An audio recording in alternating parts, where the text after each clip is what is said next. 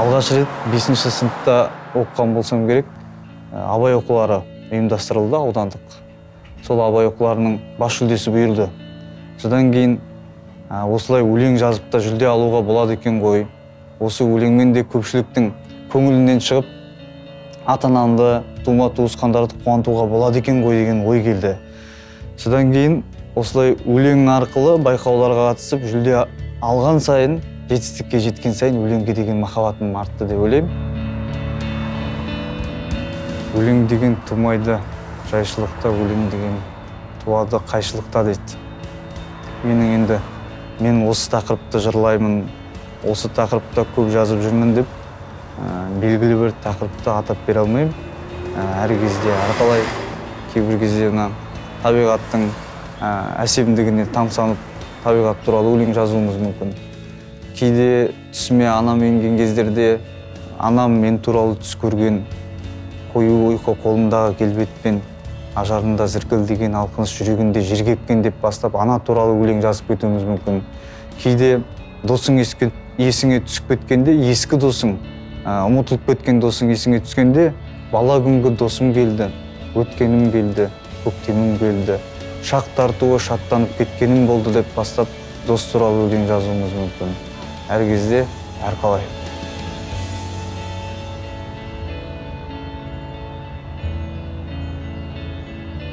Әлем сәби бағдарламасымен осы қорда ұйымдастырылатын жыл сайын ақындар сайысы арқылы таныстым. 2014 жыл болса керек, оқушы кезімде өлеңдерімді жолдадым топтама. Сол топтама өлеңдерім Әлем сәби қоры ұйымдастырған, шатаспасам 4-ші ақындар мүшәйрасы болу керек, сол мүшәйрадан бас жүлдені жеңіп алдым. Ол жүлдемен бірге маған сәби бағдарламасы бойынша грант ұту мүмкіндігі берілді. Және ноутбук сыйға тартылды.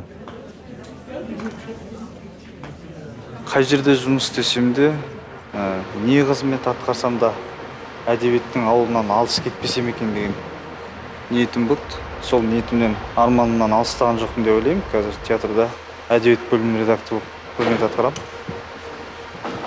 Театр маған әдебиетпен еркін айналысуыма, өлеңді ешқандай кедергісіз еркін жазуыма, еркін шығармашылықпен айналысуыма мүмкіндік беріп отыр.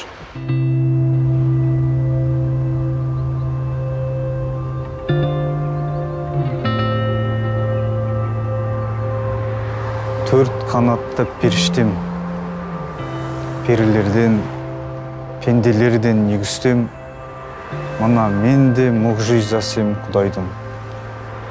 Өң бітімі келіскен, кім тәнімді илемек, иланымға күмән басын игенек, жеті қабат көкке қашан жетеді сүйегіме кигенет, құпиямды қыр оқыр, әз рухымды әлсіретпес жыр оты, айқай салған аруақтардың алдында күйіп пісіп жын отыр.